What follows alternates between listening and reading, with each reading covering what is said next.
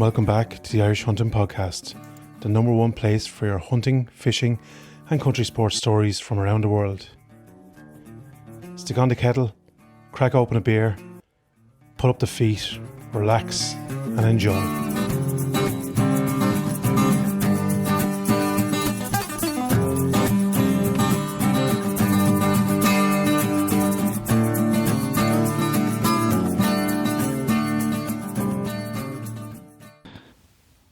Right folks, today's episode is one we've been looking forward to for a long time. We're joined by a man who needs very little introduction in hunting and angling circles, Mr. George McGrath, a highly respected angler and passionate hunter, and above all else, an absolute gentleman. George has a lifetime of knowledge, stories and experience behind him, and it's an honour to finally have him on the podcast. Sit back and enjoy this one, folks. Has your deer got a temperature? We've got the solution for you. Visit gamecooling.ie for a full range of game cooling and game preparation solutions. And make sure to tell them we sent you. Mr. George McGrath, it's an honour and a pleasure to have you on. I've been, we've been fans of your page for quite a while, and for anyone that doesn't know or lives underneath a rock in the hunting and fishing community anyway, who hasn't heard of you, you're on a huge YouTube channel there, and you're very prevalent on some of the programs. I think you were on last night as well on Cheesy Car. That's right, much appreciated, Anthony, for that lovely introduction. And before we start at all, I'd like to credit you for what you're doing here with this podcast, not just with me, but the podcast is going from strength to strength, I believe, and you're doing really well with it. But I know from the YouTube channel that it must involve an awful lot of work on your part. So I just wanted to credit you and your partner, obviously the guy that works with you on it. I think you're doing phenomenal work, and it's great credit. Thanks a million, George. Look, as I say, you're probably one of the founding fathers of this. You've been around a lot longer than we've been doing it. So it's men like yourself who've paved the way for us to come along and hopefully continue on in the trail that you've laid, you know. Yeah, well, I started the YouTube channel, Anthony. Oh Jesus, I hadn't the foggiest clue what I was doing. I know technology and me were technology is kind of anathema to me.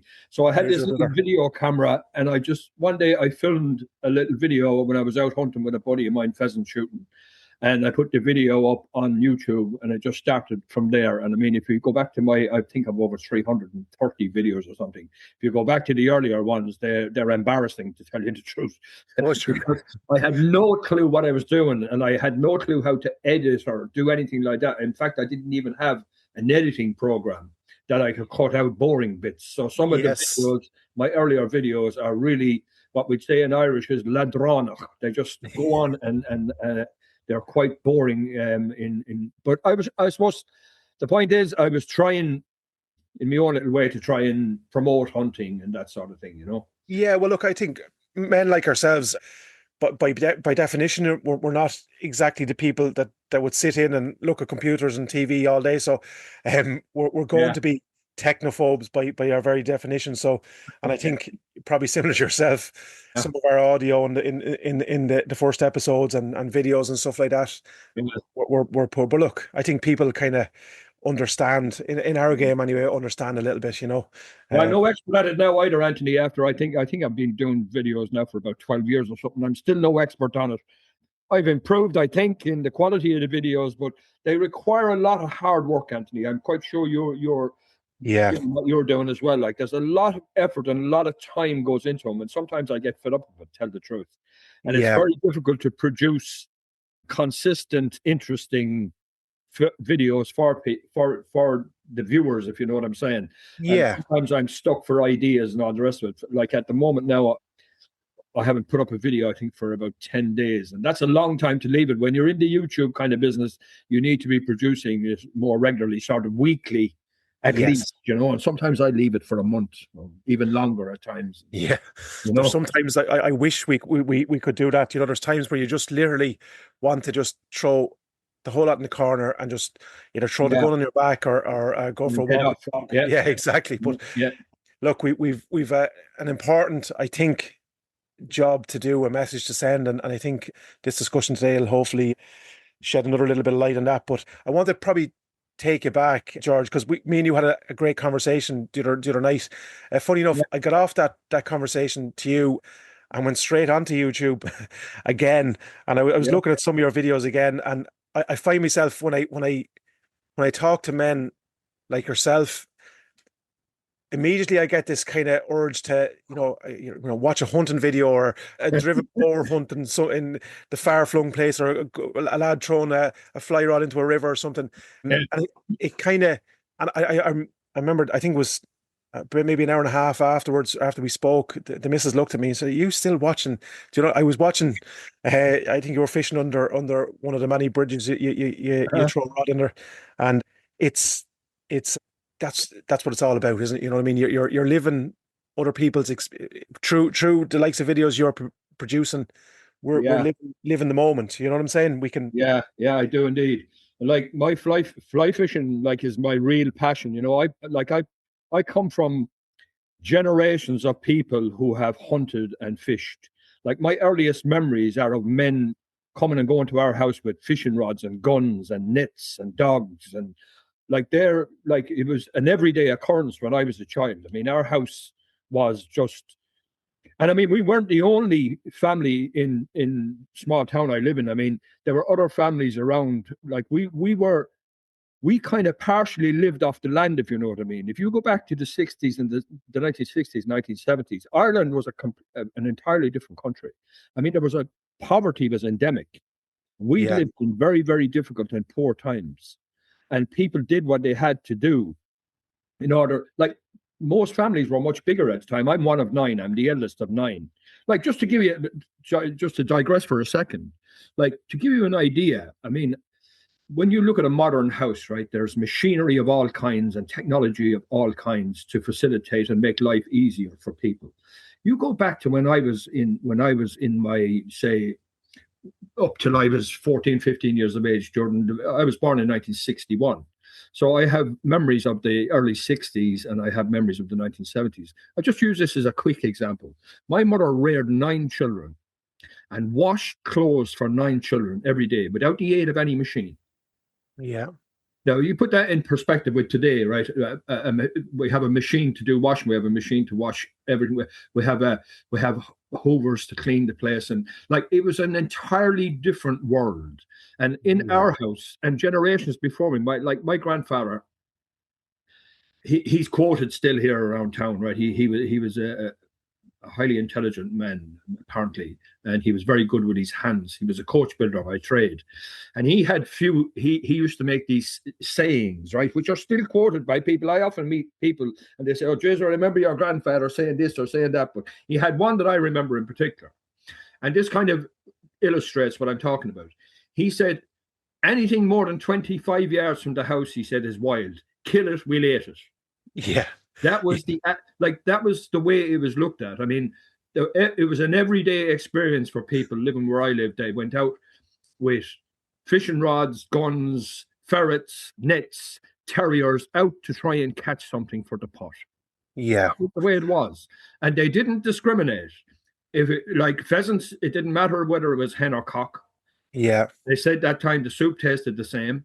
Yeah. The hens were protected by law, but that made no difference because people were dependent to a degree on feeding their families on wildlife. That was the reality. And it might sound quaint and funny, but they were very, very tough times. People netted the rivers. They poached salmon in the winter times out of the small streams.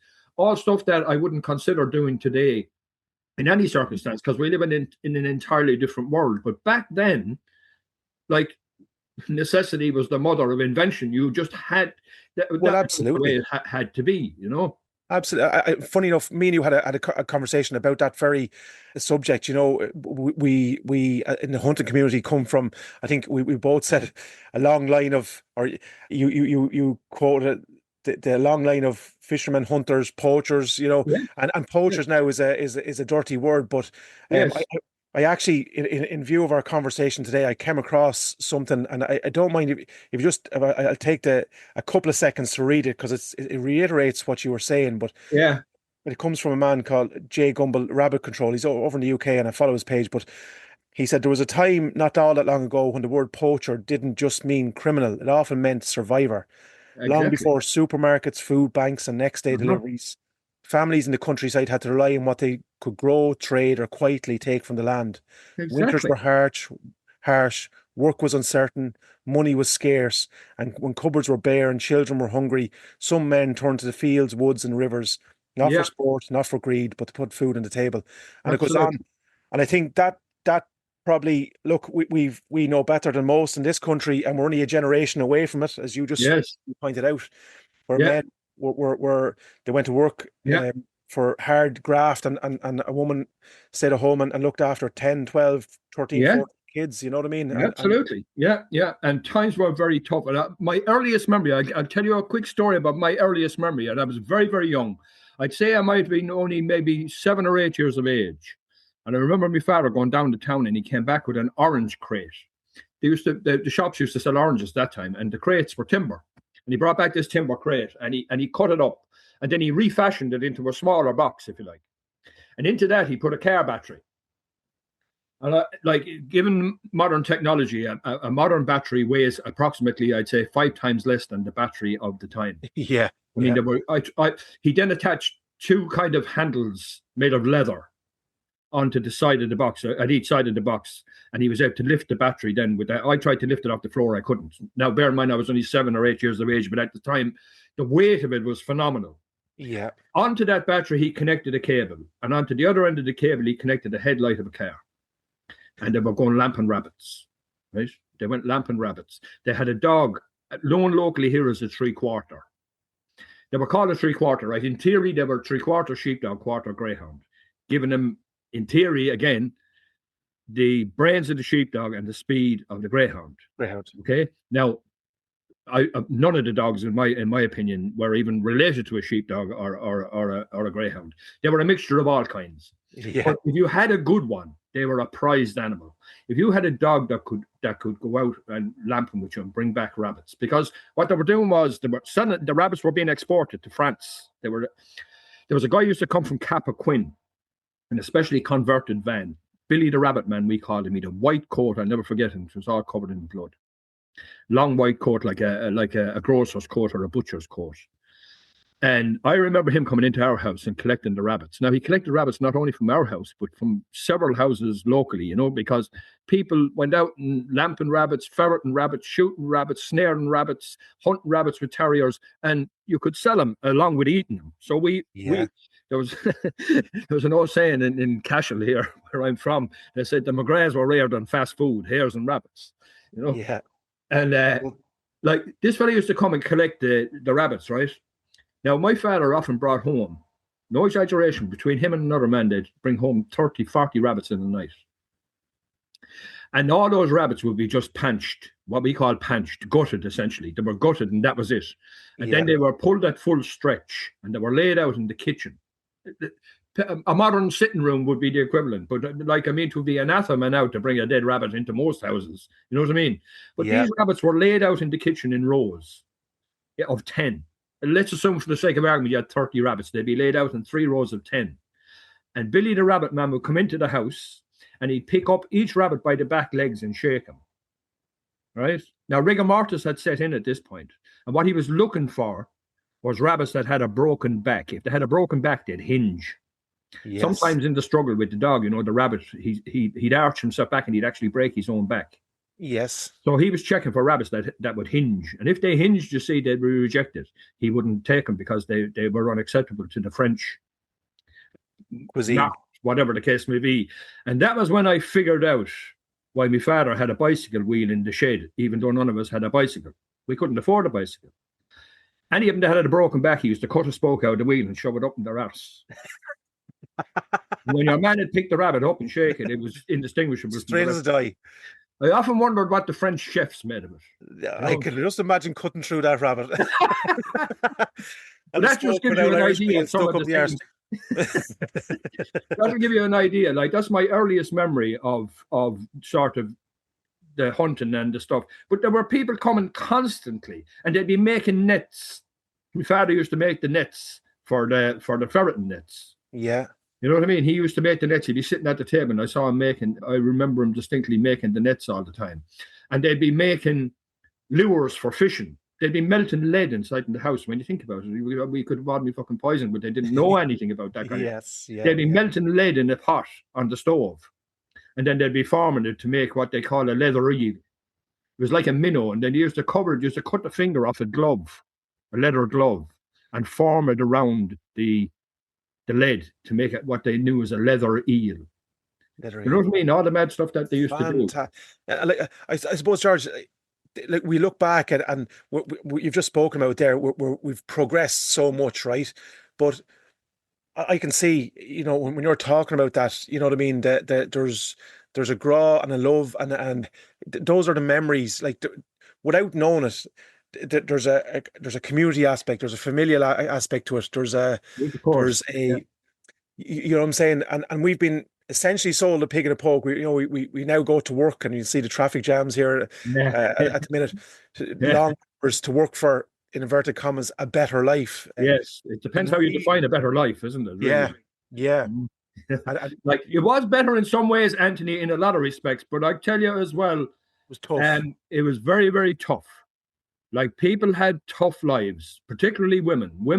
Women had particularly tough lives back in them times.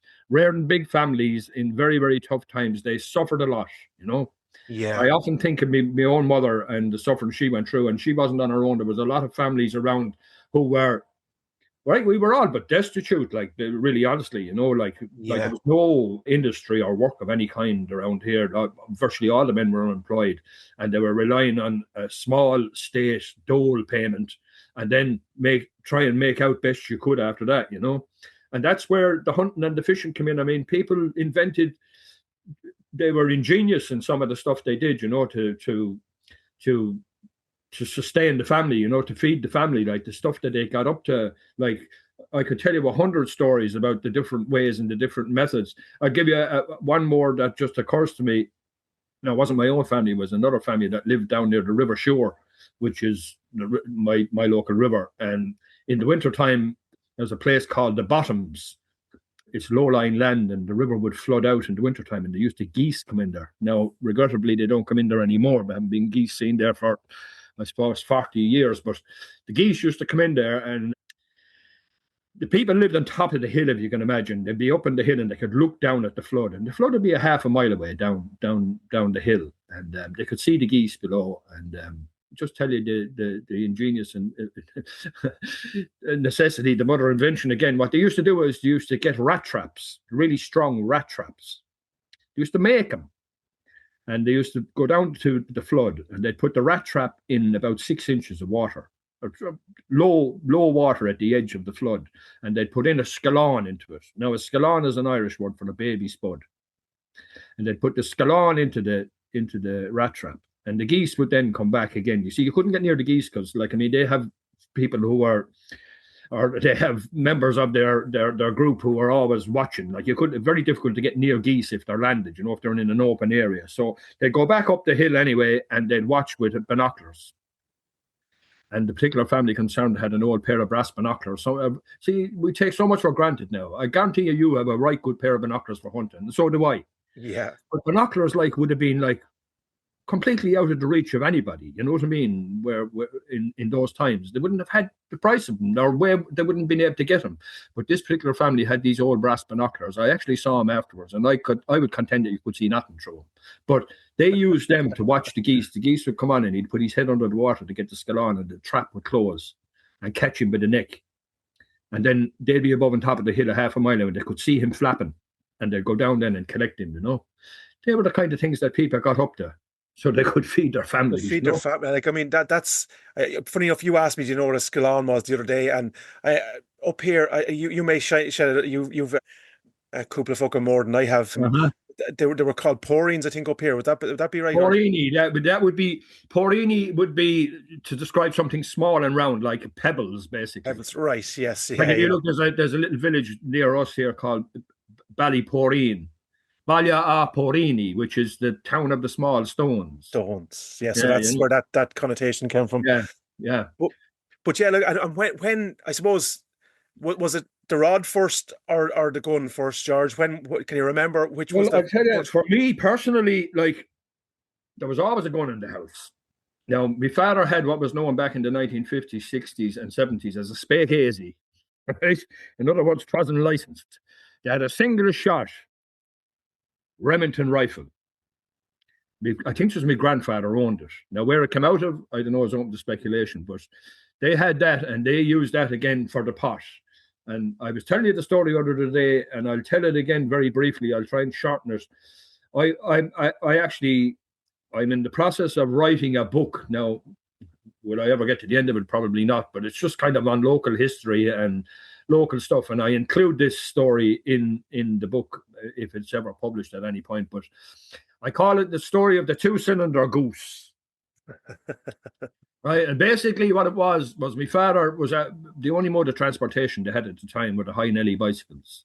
And my father used to be off with the little 22 rifle. He'd have it tied onto the bar of the bike and he'd head off out the country here, there, and everywhere, trying a rabbit. It made no difference if he could eat it, he'd shoot it. But and to get bullets at the time, then you see the ammunition was very, very poor quality back that time. I remember the bullets they used to use, and the lead on them was virtually soft. It was like putty. You could mold it. So like the quality of the bullets that we're using, some of them wouldn't even fire when you'd pull the trigger, nothing would happen, or you get a little out the bullets would fall out the top of the barrel, you know, that kind of way. Yeah. Like that's what they were kind of dependent on to shoot stuff. But anyway, some of them worked. But anyway, he was out one day and he spotted geese again going into this place, and he trotted back home anyway to my grandfather and told him the geese were there. So the following morning anyway, before dawn, they said they'd make an assault on these geese with the 22 rifles. So they headed off out anyway before dawn because they knew the geese would be coming into this. They were coming into a field. He knew they'd be coming into it before, just as the dawn would break. So they were in before time anyway, and they were waiting in the ditch anyway. Next thing, the geese arrived on and they landed, but they landed at the wrong end of the field. So they waited and they waited an hour or 2 hours, and the geese were moving slowly towards them. And they lost patience anyway eventually. And my grandfather said to my father, pick the biggest one, he said, and shoot him, which in retrospect was a big mistake. But my father told me that the goose was about 70 yards away. So he fired in and he hit the goose. And they ran out to pick up the goose, and they were within 5 paces of him when he got up and flew away. They were only after stunning him, you see. Yeah. So they had to come home anyway. They had a 5-mile cycle out and a 5-mile cycle back. So they went back the second morning anyway, and they went to the end of the field where they knew the geese would land in. And they got it all right this time anyway. And again, they were close enough this time, about 20 yards. They were well hidden in the ditch. And the grandfather says to the father, shoot the biggest one now. So he shot the biggest one anyway, and they went out and they picked him up. My father described it. He said, on the way home in the bicycle, he said, I'm held by the neck. And I had him held by the neck, he said, and from the handlebar of the bicycle, he said his legs were dragging on the ground. He was that big, you know. So they brought him home anyway. My grandmother was delighted to see him coming with this big goose that we're going to feed the family for a fortnight with us.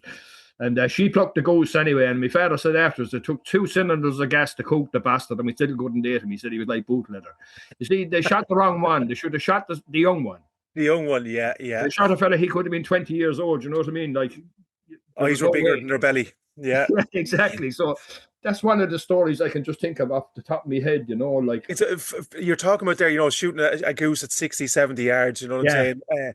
With owl ammunition and probably iron sights or something. They only had iron sights. Yeah. Do you know what I mean? And like, these were real, like, you know what I mean? This was necessity driven. Exactly. At its very, very best.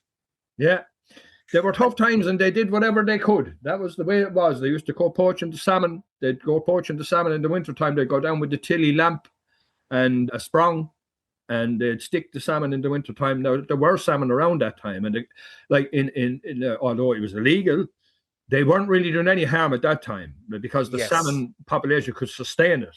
But Yes. nowadays, like, I mean, I would be totally opposed to anything like that kind of poaching. You know what I mean? Yeah, yeah. There's no necessity for it now. And there are people who still do it, right? But they do it for the wrong reasons. They do it to feed greyhounds and stuff like that. And that's an entirely different thing than what we were doing. You know what I'm saying? Like, Yeah, look, there's no need for anybody to go up to small rivers now and stick salmon. You know? no, like that's the thing. Look, there's plenty. It's a different time now. You know what I mean? Yeah. And we would see ourselves. You know, there's just people bragging about all sorts of certain stuff. Like, I mean, Yeah. that's just blackguardry now. You know, it's not. That's not feeding your family or our necessity. No. It's only. Would you ask me which came first, Anthony, the rod or the gun? And I'll tell you the way it worked for me. Right? I didn't have an actual fishing rod until I was about 12. Up to then, right? And I was at the river when I was 7 and 8 years of age with my father and my uncles and other people. And what we would have was a bit of butcher's twine, right? Maybe 15 yards of butcher's twine. You get off the butcher in town. And then you'd have maybe a yard of gut, what we call gut. Now it would be nylon now, or even fluorocarbon now, but a yard of gut. And an eel hook. We used to buy eel hooks in the shop here in town, and that was our fishing. That was the way we fished. You tied a bit of lead onto it as well, just to sink in, and worms. That's what we were doing. And eels were we used to fish for eels all the time, and eels are the nicest fish you ever ate is an eel. They're absolutely beautiful to eat. And the curious thing about them, when they're being fried, they move around in the pan. So you'd have the impression that women, my mother used to make out that they were still alive in the pan, even though they were cut in half and that. But like eels is what we used to be catching. I'll tell you another method we use for eels. And this is a right good way now of catching eels for anybody who wants to know if there's still eels around. Eels now are almost extinct, you know, because they've been persecuted again, like the salmon. They found where they were going out in the Sargasso Sea and they hoovered them up. And the very sad thing about the salmon, and just a quick digression again, the salmon are being hoovered up by these ships and turned into pig food. Can you believe? Jeez. It's absolutely disgraceful. Anyway, I won't dwell on that. I know, you go down a rabbit hole there, and we'll exactly get sucked into that. Yeah, but I'll tell you the method that we use, right? And try to imagine just a kipping, what we call a kipping, a bit of a stick off the ditch, right? That would be, say, 10 mil in diameter, right? And it'd be about 3 feet long, okay? So all you have is just, you break it off the ditch, like a bit of an elder stick or something. And then you got your yard of gut again, and you put a hook on it. And you put a worm on it, right? So in your left hand, you have the stick, okay? In your right hand, then, you have the yard of gut. And you stick the hook with the worm on it into the top of the stick. Just barely into it, you know what I'm saying? So to hold it. Okay. So in your left hand now you have the stick, and in your right hand you have the nylon wrapped around your hand. And the nylon then goes up and it's attached to the top of the stick. Do you see the picture I'm painting here? Yes, yeah, have you? And then what you do is you go under the eyes of the bridge, right? And right down where the bridge meets the floor of the river, there's holes you can imagine where the mortar fell out of stones. Where the wall of the bridge meets the bed of the river, you'd have holes. Yes. And the eels be in the holes. And what you do is you just shove the stick in, right?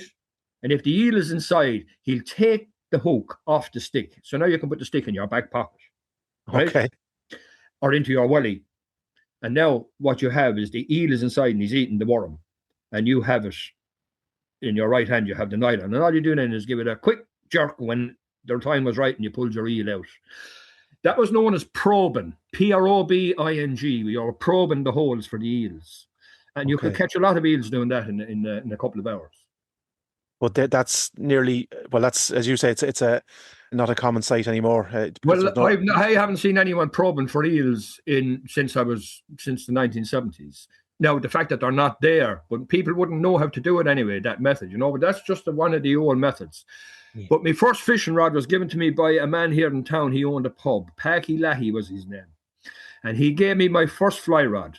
And it was 2 halves of 2 different rods stuck together and couldn't be taken apart. And it was 11 foot long, right? And a bad reel. And and the line on it was an old silk kingfisher line. This is all, I sound like I'm 100 years old, but the lines were made that time, they were made out of silk. There was no such thing as PVC lines or anything like that, you know. And that was my first real fishing tackle, if you like, for fishing with flies. And now my father was tying flies. There was only two people here in town who tied flies. One was my father and another man who shall remain nameless. And if you went into the other man's house when he was tying flies, he'd immediately stop. And there was no way that he would restart tying flies till you were gone. In case you learned something. In case you learned anything. You see, that was the culture of the time. Yeah. Nowadays, I have people calling here to the house all the time, right? They buy flies from me and I teach people how to tie flies. And on my YouTube channel, you'll see it there. I have fly tying videos, how to tie this fly, that fly, and all the rest of it. That would have been anathema to those people. Tell people nothing, only lies. That was the attitude. Tell them nothing, only lies, because they might catch a fish that you might have caught for your family. Yes, yeah. You know what I mean? Yeah. That was kind of the culture of the time. I remember my own father fishing, and he was the same. He'd tell no one nothing. And he was fishing a team of three, as it's called, wet fly fishing on the river. He fishing 3 wet flies, okay? And we were on one bank of the river, we were fishing down. He was catching them almost every cast. And there was a man on the other bank who, again, shall remain named. He shouted over, my father's name was Willie. He shouted over, "Hey, Willie," he said, "what are you getting them on?" My father shouted across him, "The middle dropper." Now, I don't know whether that makes sense to you, Anthony. No, go on, because I'm as the middle dropper was the fly, the middle fly of the 3. But he wasn't telling them what pattern it was. You know what I mean? Yes, yeah. No, very good. That was kind of the culture of the time. Tell no one nothing, only lies. And if you knew where there was rabbits plentiful, or if you knew where there was pheasants, or if you tell nobody nothing, because I suppose it came from that time when people had nothing and they wanted to preserve as much as they could for their own family, you know? Yeah, and I suppose, look, that's pertained. Yeah, it's probably, look, that's probably where a lot of our, we spoke about it, a lot of our kind of, you'll hear just in the background my own little poacher in there, but yeah, that's probably what it's carried on. Like, I mean, even to this day, you know, we're trying to encourage youth development and all that kind of stuff now. It's difficult because a lot of people, you know, don't want to let people know where their land is and all that kind of stuff. Yeah. And I suppose that's where it comes from, isn't it? It does. It comes from that. And you see, I have found out, you learn things as you grow up. Well, hopefully most people learn as they get that little bit older. And like, I'm no longer a spring chicken. So I've learned a bit in between times.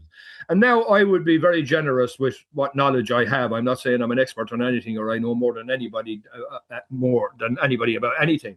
But I do have a fair level of experience and I do have a good bit of knowledge. And like, I would tell anybody anything now. You know what I mean? Within reason. Yeah. You know what I mean? Like, people say to me, "What fly are you catching them on?" I give them one. You know what I'm saying? Yes. Yeah.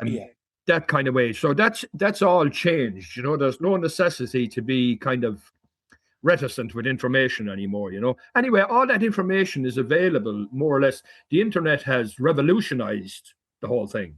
Like, if you want to know anything about anything now, you just go on your phone and speak into it, and it'll tell you anything you want to know. Literally anything you want. How to make a nuclear bomb, no problem. Do you know what I mean? So how to make, now there are certain things, of course, we'll say there are certain levels of knowledge. Like, I'd be intimately familiar with the river shore here locally. I've been fishing it for more than 50 years, man and boy. Like, I know it intimately. I know every stone on the bed of the river. I have a connection with the river that possibly most people don't have. So I have a unique and understanding of it in that respect. Yeah. So I have an insight into it, maybe, that you can't get from the internet, if you know what I'm saying. I know stuff about the river and its moods and all the rest of it that you can't convey in a video. You know? Yeah, and that's, look, that type of what intimate knowledge of the land and the rivers and so on. Yes. That's, I heard somebody speaking the other day. You know, remember the guys used to go around selling the encyclopedias? I remember them coming to the house. You know what I mean? And the mother might buy one. You know what I mean? You had to one at a time, and it was because there was, at that time, there was a draw and a need for information, because there was stuff that we didn't, as you rightly said, you can't get now. Now it's changed. The information's all there, but it's the implementation and, what would you say, the tricks of the trade that you're speaking about there. You know, the things that are kind of dying. Yeah, those are things people need to see and understand. You know, you can read about it, but it's different when you go out and try and implement it. You know what I'm saying? Exactly. But my passion for fishing became like, I was obviously going to school at the time, right? So I talk about when I was about, say, 13, 14 years of age. The summer holidays, I would be at the river every day without fail. Now, the river is 3.5 miles at its nearest point to me here in Cashel, and I would walk that twice a day, every day. I'd walk out, walk back in, and I'd walk back out and walk back in twice a day, every day. Every day. Yeah, every day. I had such a passion for it. I had such a grow. It was like I eat, slept, and breathed fishing. Yeah. And like I said, I had very primitive equipment, and I'd always be looking for a lift and cars because the rod was 11 foot long. You see, it wouldn't fit in the car. And there was one or two people who knew me, and I only met one of them, curiously enough, this morning because I was on TG Carr last night on that show about the River Shore. Okay, and he just shouted up into me this morning. Jez, he said, "It's a long time ago." He said, "Since you had the rod out the window." He used to stop for me, and he'd wind down the window so that I could get the rod in. You know what I mean? Yeah. And he'd drive me out as far as the bridge. And like he was one of only two people. 9 times out of 10, I had to walk it. Yeah. Mad But time. my passion for it was such that was no bother to me, you know? Yeah. And Spun down every month. the river, you see, nobody would tell you anything. So the river taught me how to fish. Yeah. It was the river that taught me. I went down there and I had very, very basic knowledge. And even those will say, like my father, who was a very well-known angler here in the river, right? They had the reputation of knowing huge amounts. And I suppose, relatively speaking, they had a lot of knowledge. But they had in one respect, right? They were clever and they were able to catch fish out of it, but they had little in the way of knowledge about the workings of the river and its ecology. Yeah. And I learned that the river taught me essentially its workings and how it operates, if you like, and how its machinations. And I began to understand the relationship between the insects and the fish and all the rest of it. I began to understand that. Now, it took a long, long time. But I'm constantly learning. I still learn, you know. But I learned all the little intricacies and intimacies of the relationships of the different flora and fauna on the river, and I became proficient. I was able to catch trout when most people couldn't, because I had been instructed by the river essentially, because I spent so much time at it, you know. Yeah, it was. I wore my teeth at the river, and there were days I came home and I caught nothing, and I couldn't figure out, and I'd be demented going to bed trying to figure out why I couldn't have caught him that day. And that kind of passion and that kind of drive led me to kind of develop different ways of trying to catch fish when most people couldn't, you know. Yeah. And I had, it's hard to, it was like a drug in a sense. Yeah, like I suppose they're talking about the even you were speaking there about.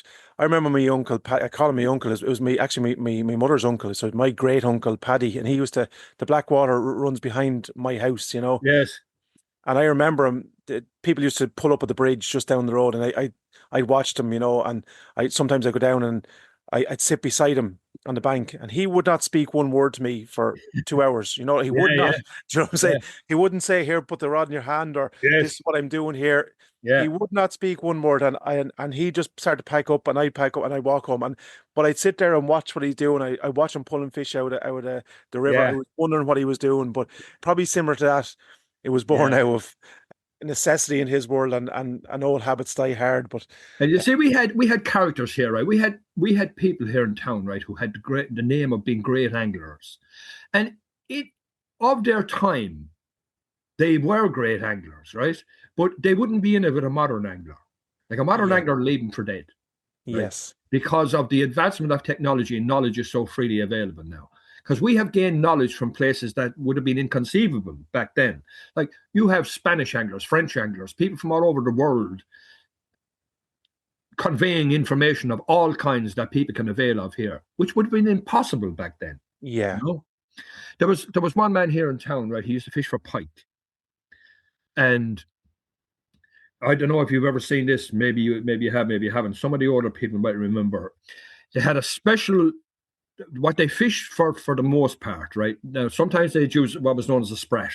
They'd use the tail of a trout, or they'd use half an eel, the back half of an eel. But the most common one was a frog. You see, frogs were plentiful then. You could get frog no bother. There was ponds every place. All them ponds have been drained, which is tragedy, really. But Yeah. that's another issue. But there was ponds everywhere. You go to a pond, you get a frog, right? And what they did was you got the frog, you turned him, you caught him with the back legs, and you hopped his head off a stone or a stake or whatever, and you killed him. And then what they did was they had a special mount that they put up his arse and it came out his mouth, right? And it had hooks on it. And where it came out of his mouth, they'd then get a needle and thread and they'd sew his mouth shut around the mount on the front. Okay. And that was and they'd break his legs then, so that when they'd put him through the water, his legs would move as if he were alive, you know. Now that was one, and listen to this now, right? There were several fellas here in town that fished exclusively for pike, and you know what they said? They'd catch the pike, right, and they'd put him out of the river and they'd hang him up in a tree and the crows ate him, right? And they were saying they were doing it to preserve the trout. They're killing all the trout. These fellas didn't fish for trout, good, bad, or indifferent. They wouldn't know how to catch a trout. Yeah. You understand what I'm saying? Like, yes. People had these definite ideas about things that didn't make any sense whatsoever. Sense at all, yeah. Like, pike were part of the natural order there. And they thought they were doing the river a great favour and the trout a great favour by killing the pike, you know? Like, it made no sense from an ecological point of view, but you couldn't convince them fellas otherwise. No, they were right, and that was it. I think you told me a story, and I'm going to bring you back to it because I was not laughing when you were telling it. But this was again back to a man telling a story about poaching a salmon back in the day and how big the salmon was, if you recall. Oh, yeah. Would you tell the story first? Well, of course, yeah. I had a great friend and we fished and hunted together for many, many years. Now, he died there a couple of years ago. Willie was his name. He was a man of his time, right? He was a single bachelor farmer, right?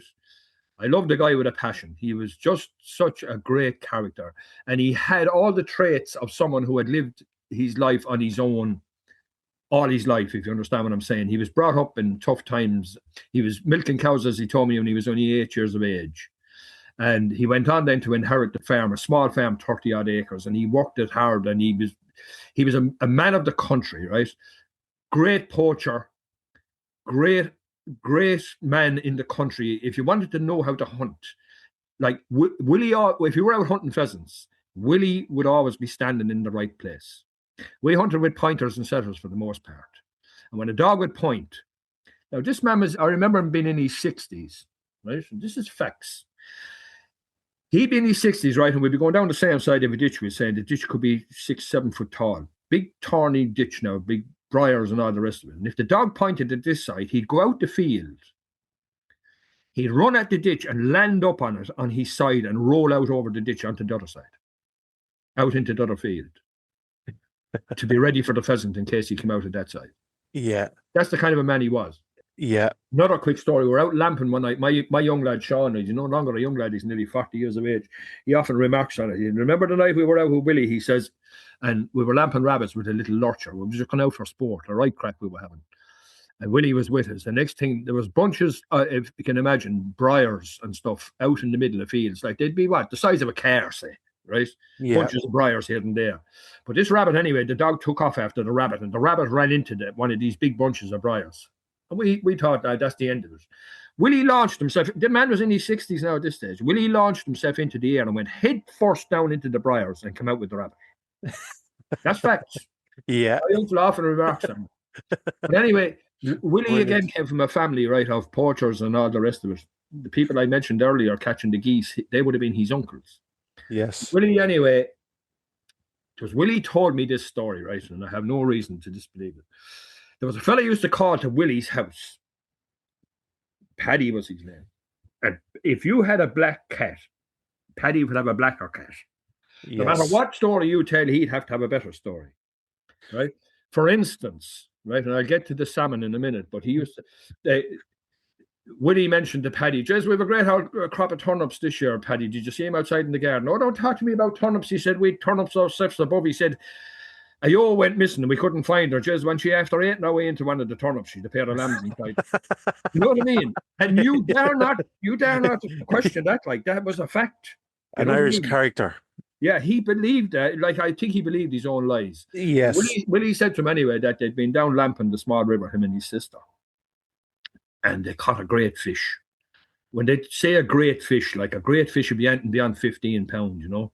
Yes. And just Paddy, we got a great fish the other night blowing the small river. Don't talk to me about great fish, he said. No matter what you'd say, you see, he'd say, don't talk to me about it, because he'd have a pepper. Yes. He said, well, I was down with the brother the other night. He said, we were down, and he said, and just we spotted the fish below in Mayor's Hole, and we couldn't reach him. We couldn't reach him. He was inside in the room. We couldn't reach him with the sprung. Just he was a big fish, so we had to go up for the young fella. We're talking about the young fella, 14 years of age. He was their nephew. And they went away up, and anyway, they brought down the young fella with him. And what they told the young fella to do, according to the story, was he was to stand out the field. He was to get the sprung. They'd keep the light on the fish.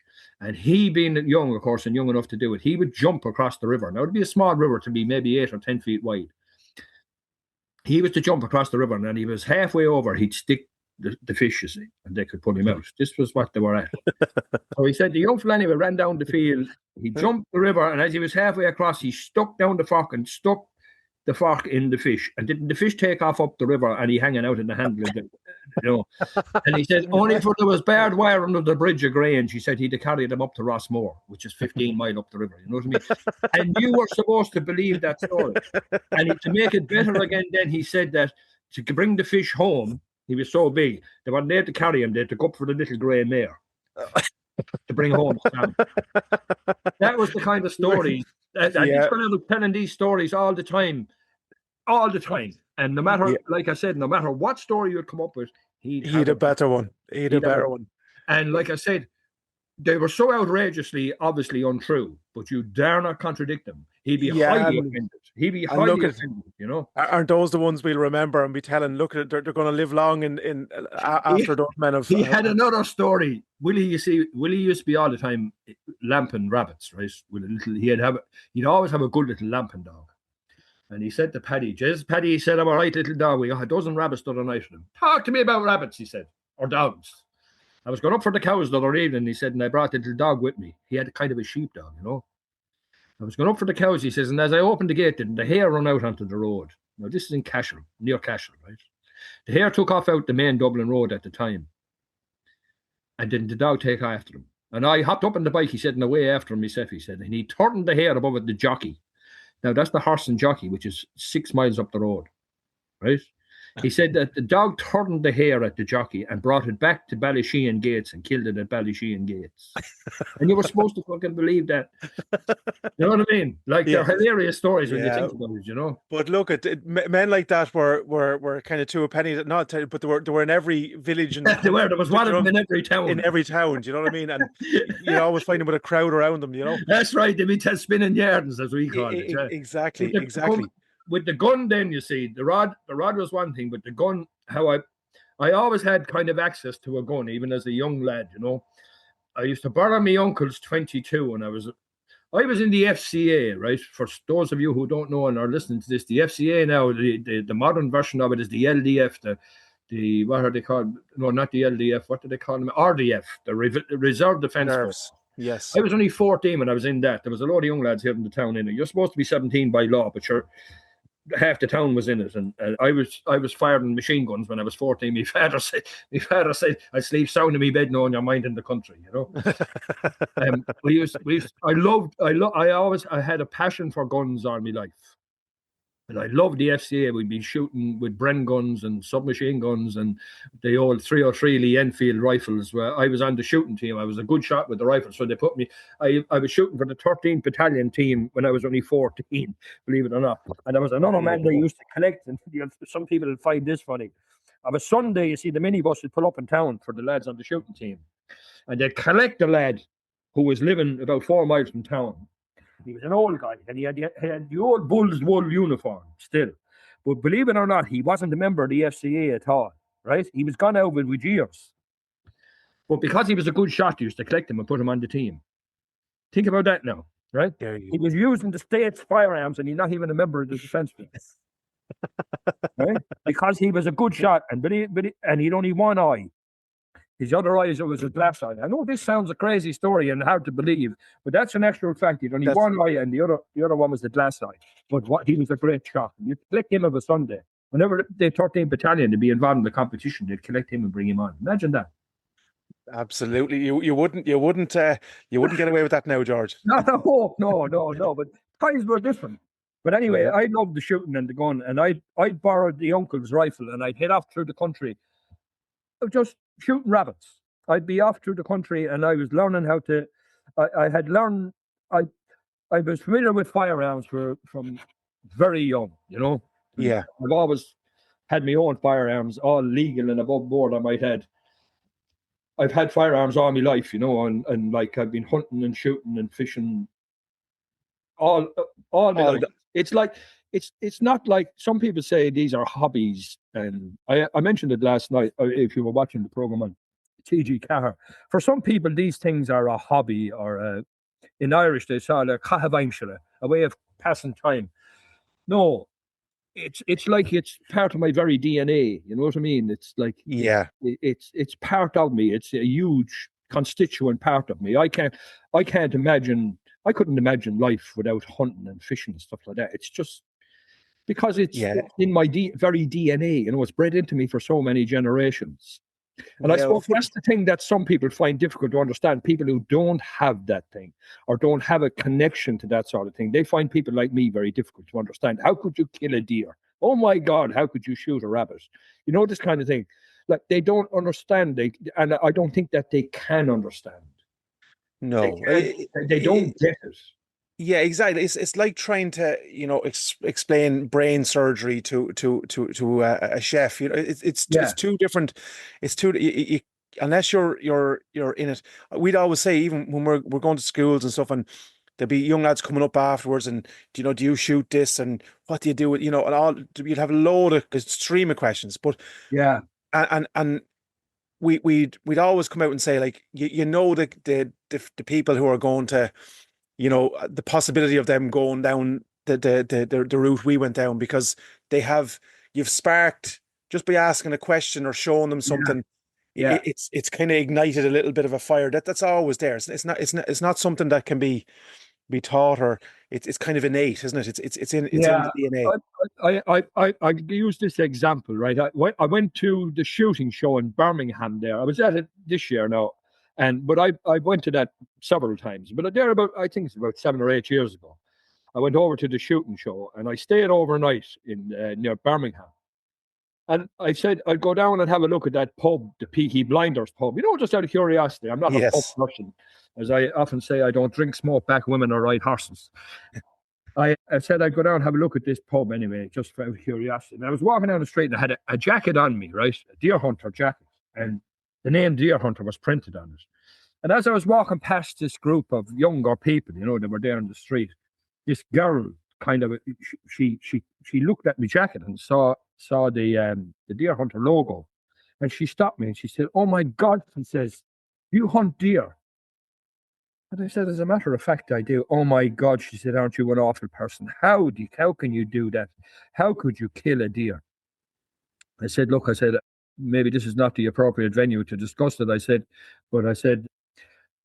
"Look, I've been doing this all my life." I said, "It's natural food." I says, "I'm able to feed myself and my family." I said, "And it's not costing anybody anything, But she said, "How could you kill an animal?"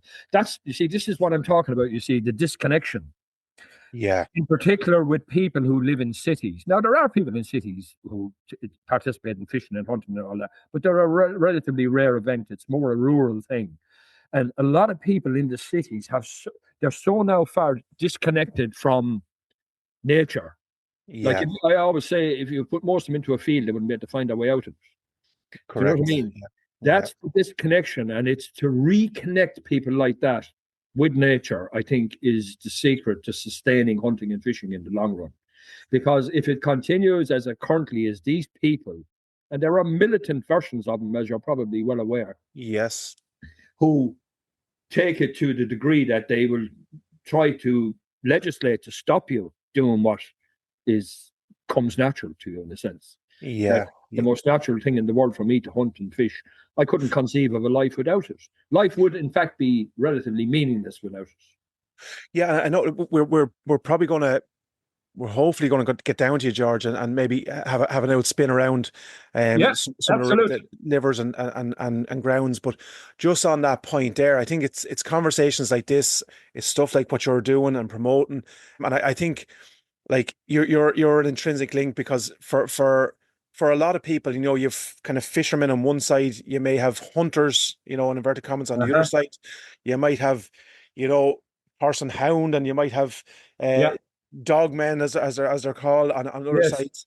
And what we're trying to champion here on the podcast is it's hunting and rural country pursuits. We're all in this It's the gig country way of together. life. It's Yeah. the country way of life, and we need to coalesce. Correct.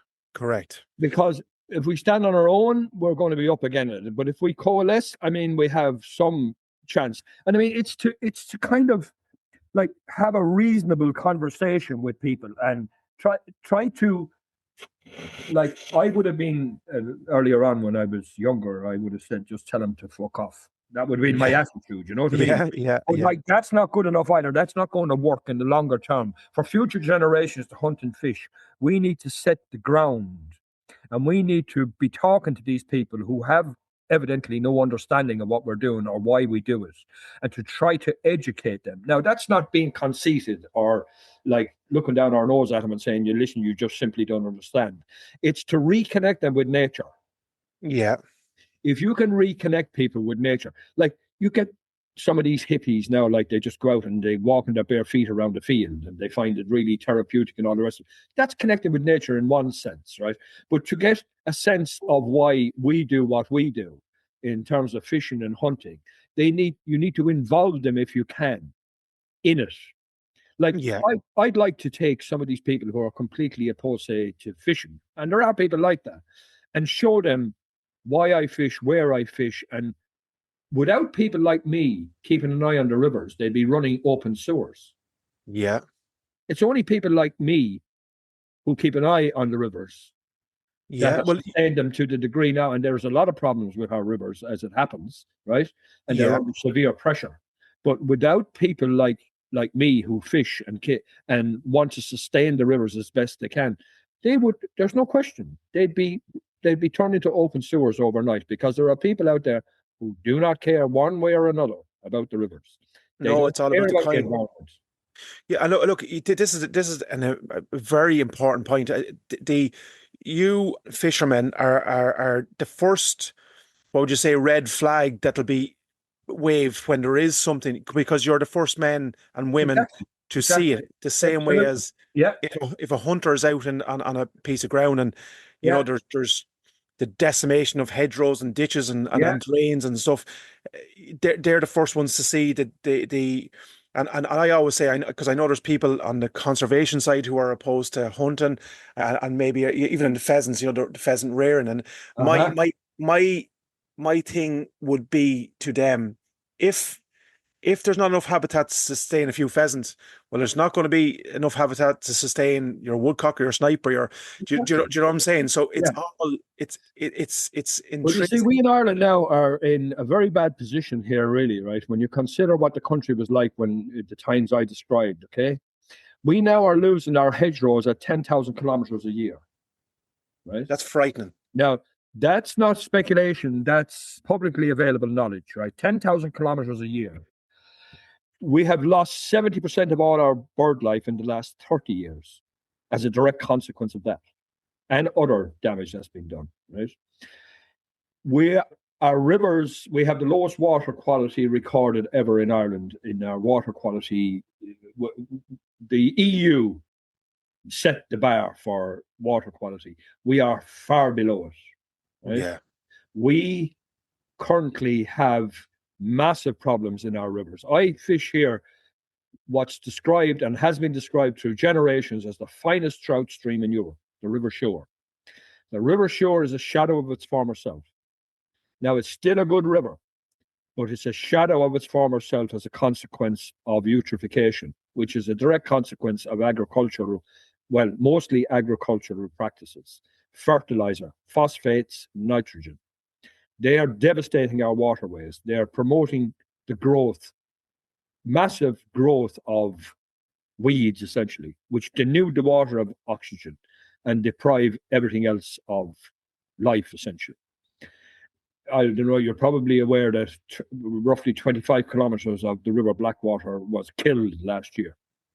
Yeah, I mean, it didn't Killed. surprise I mean, us. the river. This is the greatest ecological disaster ever to befall this country, and it hardly made the papers. 25 miles of a river annihilated, killed, every living organism in it killed, because companies, listen to this, ammonia, you know what ammonia is, a highly toxic chemical. Yeah. There are companies who are allowed by law to pump that into rivers. This is it, like we're looking today. I've looked at the protest there for the last, you know what I mean, and this is there are people up, rightly so, in arms of, you know, fuel prices and cost of living and so on. Yeah. That crisis there, or that what would you say, ecological disaster, or you know, and that barely got headlines, George. You know what I'm saying? Like, it was talked about, but it was no real substance to it. The only people who were really concerned about it were people like me, anglers, right? I know a lot of the anglers who fish that part of the river. I have an interview on my YouTube channel with some of them. I tell you, it broke my heart, right? I interviewed 4 men on the bank of the river down there, right? And one of them, a gentleman of the first order, his name is Kevin. He's a man in his 70s who has fished the river all his life, and his father before him, and possibly many generations going back. And that man told me, he said, I'll possibly never fish again, he says. Yeah. Because right. given my age, he said, where am I going to go now to fish, he said. The part of the river I have fished all my life, he says, is now dead. It broke my heart to talk to that man. In fact, I get emotional when I think about it. The tragedy of what has happened. And like I said, it barely got a mention in the papers or anything. Nobody gives a shit except people who fish the rivers and a few environmentalists. That's it. And nobody was held accountable for that. Everybody knows who's responsible. I'm not going to say it because I'd be open to litigation. Yeah. It can't be proved, but everybody knows who's responsible. The dogs in the street know who was responsible. They were found to have been in breach of so many regulations so many times. I don't know the figures, but at one point, right, they're allowed to put in X amount of ammonia into a river, which for me was a shocking revelation. Inconceivable that they're actually allowed by law. The EPA allowed them to put ammonia and other toxins into the river once it's only a certain amount, but they exceeded that by 500 times. I mean, that's what would you say? Egregious. It's an outrage, and here we are. It's a crime against the nation, as far as I'm concerned. Yeah. Man. Nobody was held accountable. Nobody will be held accountable, and the river is still dead. It will take the river, assuming that there's no further incidents of the same kind, it will take the river, according to the people who know better than me, a minimum of 30 years to recover. Yeah. If it recovers. And it's been decimated. See, they not only killed the fish, right? You think about it, they were saying that something like 100,000 fish were killed. They're adult fish. There was possibly 1 million juvenile fish that you wouldn't even see. The insect life and everything that depends on the insect life, all gone, all dead. Yeah. You could have mussels. You could have. There's even the insects. The birds feed on the insects. They feed their young with the insects, right? Like you have the domino effect, right? All the way along. The otters, right? There are eels. There are all kinds of fish and other denizens of the river that now it's effectively a desert. Yeah. And that's only one river. All our rivers are being polluted on a daily basis legally.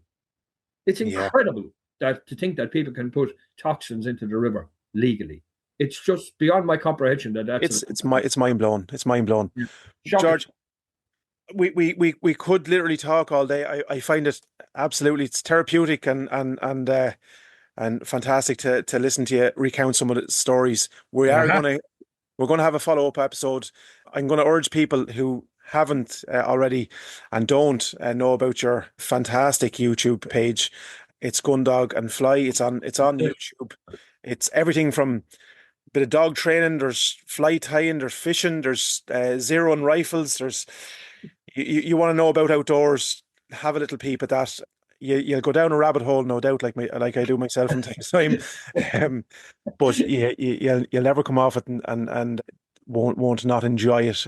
So continued success. We're going to hopefully, if you'll have us, we'll come down for a cup of tea and I'd be delighted. I'd be delighted to have you. And we have the best tea in Ireland down here in County Tipperary, and we have the best of hospitality.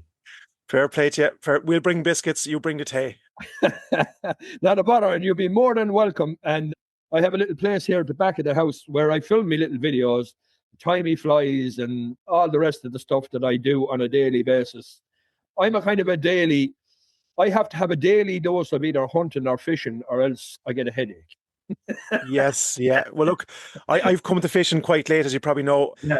I'm only learning on the fly, as to say, pardon the pun. But it's men like yourself. I'll be picking up, no doubt, a couple of snippets of information, and keep pumping it out, George. We're delighted to have you. We're lucky to have you, and please God, we'll chat soon. Gora mila mahagat. Gora mila mahagat.